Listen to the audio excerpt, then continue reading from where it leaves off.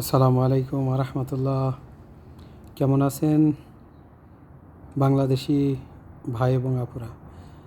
12ই ফেব্রুয়ারি নির্বাচন মানে অনেক দিন পর ঈদের মতো একটা অনুষ্ঠান হতে যাচ্ছে রমজানের আগে। এখানে প্রতিযোগিতা একদম প্রকাশ্যে এটা বলা যায় যে ভালো মানুষ আর চোর বাটপারের সাথে লড়াই। এটাই বাস্তব সত্য কথা। চাঁদাবাজ, চোর, বাটপার, ধান্দাবাজ, জমি দখলকারী এদের বিরুদ্ধে লড়াই।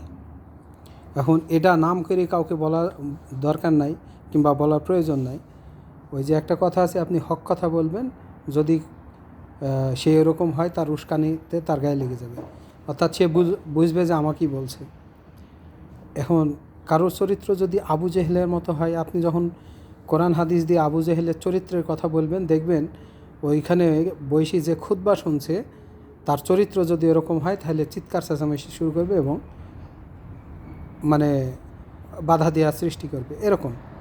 তো এবারের লড়াইটা এরকমই। এখানে প্রবাসীদের অবদানটা একবারে খাটো করে আপনারা দেখবেন না। ইনশাল্লাহ ইসলামী দল রাষ্ট্র ক্ষমতায় যাবে আমরা বিশ্বাস করি। এখানে যে অবস্থা আমরা দেখছি এবং আমরা পোস্ট অফিসে গেছি, দেখছি আলহামদুলিল্লাহ।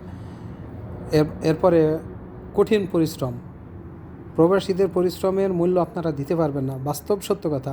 আপনারা হয়তো সরাসরি যাই আপনারা ভোটটা দিবেন, দেওয়ার পরে আপনারা মনে করবেন যে আলহামদুলিল্লাহ আপনাদের ভোটে জিতে গেছে। না, এখানে একজন আর একজন বন্ধুর বাসায় যাইয়ে তাকে বলা যে আপনি আপনার বাড়িতে বলেন যেখানেই প্রার্থী হোক 10 দলীয় জোটে প্রার্থীকে যেন ভোট দেয়।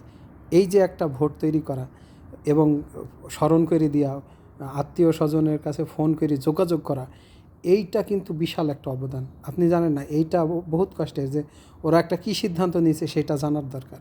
ওরা যখন বলছে যে না আমরা সিদ্ধান্ত নিয়েছি অন্য দলকে ভোট দেব এরকম, তখন বলছে যে না আমরা সিদ্ধান্ত নিয়েছি, আমরা সৌদিতে আছি, আমরা এইভাবে ভোট করতেছি, আমরা অমুক দলকে পছন্দ করতেছি এবং সৌদি আরবে 90% ভোট ইসলামী দলের পক্ষে গেছে, আপনারাও সেইভাবে দেবেন।